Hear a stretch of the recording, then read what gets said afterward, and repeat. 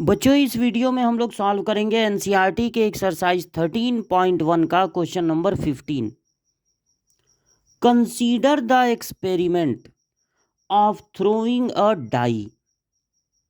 If a multiple of 3 comes up, throw the die again, and if any other number comes, toss a coin.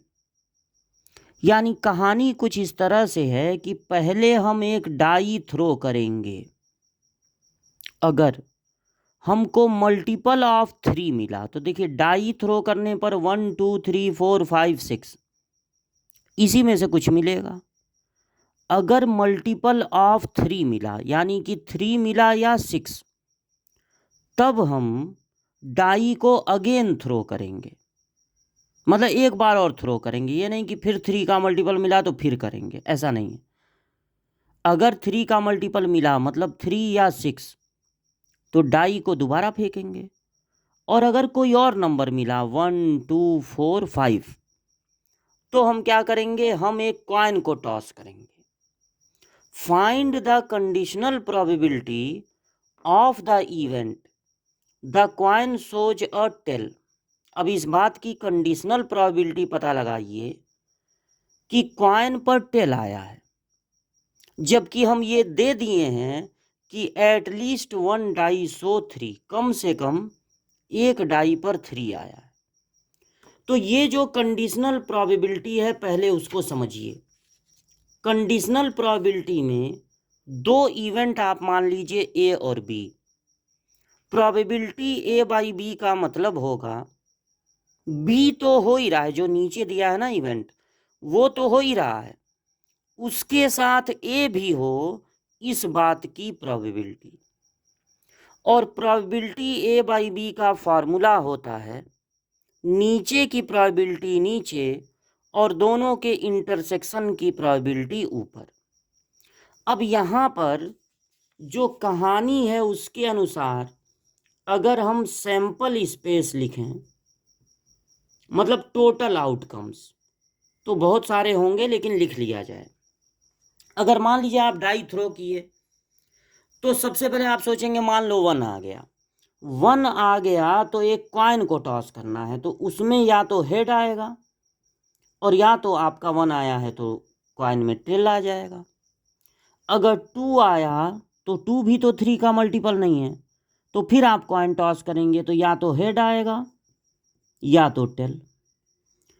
अगर 3 आया तब आप coin नहीं toss करेंगे, क्योंकि 3 तो 3 का मल्टीपल होता है। तब आप डाई को दोबारा थ्रो करेंगे, तो जब दोबारा थ्रो करेंगे तो या तो 1 आएगा या तो 2 या 3 या 4 या 5 या 6। अब मान लीजिए कि डाई को थ्रो करने पर पहली बार में 4 आया, तो 4 तो 3 का मल्टीपल नहीं है, तो आप कॉइन को टॉस करेंगे तो या तो हेड आएगा या तो टेल। फिर अगर 5 आया तब भी कॉइन ही टॉस करेंगे, क्योंकि 5 भी 3 का मल्टीपल नहीं होता है, तो या तो हेड आएगा या तो टेल। लेकिन अगर 6 आया जो कि 3 का मल्टीपल होता है, तब आप डाई को दोबारा फेंकेंगे, लूडो का पासा दोबारा फेंकेंगे। तो दोबारा फेंकने पर या तो 1 आएगा, 2 या 3 या 4 या 5 या 6। ये हो गया सैंपल स्पेस।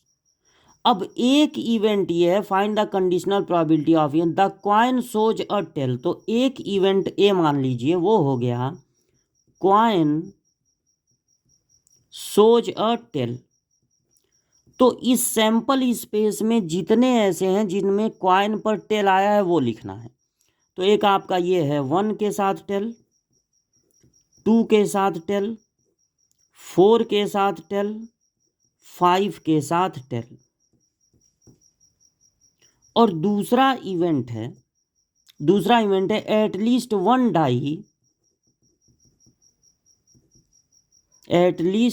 Die shows 3।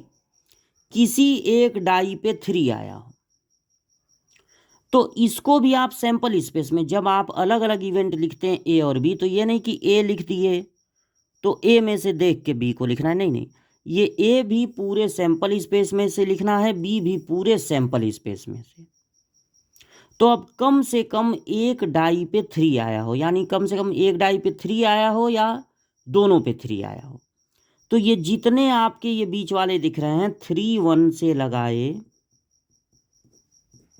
3 6 तक 4,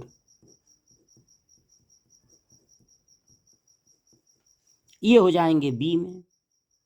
अब चूंकि आपको यहाँ पर प्रोबेबिलिटी, कंडीशनल प्रोबेबिलिटी निकालनी है, या तो प्रोबेबिलिटी ए बाई बी या बी बाई ए, तो आपको ए इंटरसेक्शन बी की भी ज़रूरत पड़ेगी। तो अब देख लीजिए ए और बी में क्या कॉमन है, देखिए क्या कॉमन है।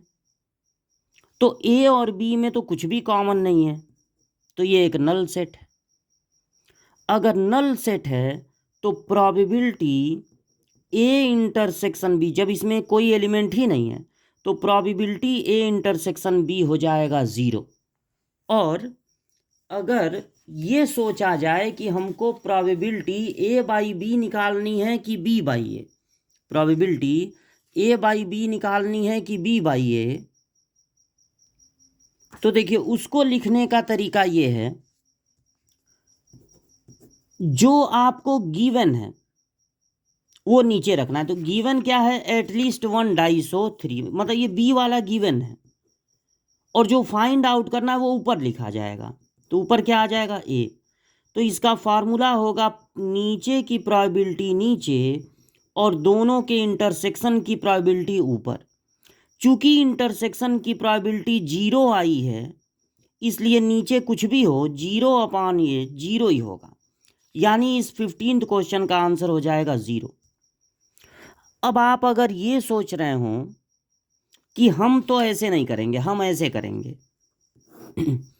कि हम ये कहेंगे कि ए इंटरसेक्शन बी में 0 एलिमेंट हैं और टोटल आप इसको काउंट करेंगे तो 20 आएगा, तो 0/20। और बी में कितने एलिमेंट हैं, 1 2 3 4 5 6 एलिमेंट हैं, और टोटल प्रोबेबिलिटी निकालनी है तो टोटल कितने एलिमेंट हैं, 20। तो ऐसे आपका हो जाएगा 0/20 यानी 0, और ये 6/20 तो ये 0 आएगा। तो आपका ये सोचना गलत है, आपका ये सोचना गलत है। अच्छा, एक और इसमें होगा जिसमें 3 आया, एक इसमें छूट गया है 6 3, बाकी और कोई नहीं है, 6 3 ये इसमें छूट गया था, तो ये 7 है, 7/20। तो देखिए हम आपको ये बताना चाहते हैं कि तब भी आप आंसर तक पहुंचेंगे और आपको लगेगा कि आप सही किए हैं, लेकिन आप गलत किए हैं, क्योंकि ये जो टोटल आप देख रहे हैं सैंपल स्पेस में जितने एलिमेंट हैं उनको आप गिन के उससे डिवाइड नहीं कर सकते हैं। उसका रीज़न ये है कि यहाँ पर कभी कभी तो 1 और h है, मतलब एक डाई है जिसकी प्रोबेबिलिटी, हर चीज़ की प्रोबेबिलिटी होती है 1/6, और एक कॉइन है जिसकी प्रोबेबिलिटी होती है हेड या टेल की 1/2। तो 1/6 1/2 कुछ दूर चल रहा है, और कुछ दूर दोनों डाई हो गए हैं, क्योंकि 1/6 1/6, ये भी डाई है ये भी डाई, तो ये भी 1/6 1/6, तो काउंट करके यहाँ पर काम नहीं कर सकते हैं। इसलिए अगर ये 0 आ गया तब तो ठीक, गनीमत है, नहीं तो अगर दोनों की प्रोबेबिलिटी निकालनी पड़ती तो इस बात का भी ध्यान रखना पड़ता कि कुछ ऐसे भी ऑर्डर्ड पेयर हैं, कुछ ऐसे भी एलिमेंट हैं जिनमें 1/6 1/2 वाले एलिमेंट हैं, और कुछ ऐसे हैं जिसमें 1/6 1/6 वाले एलिमेंट हैं। तो अब उसमें क्या करते, ये जब आगे किसी क्वेश्चन में आएगा तब आपको बताया जाएगा।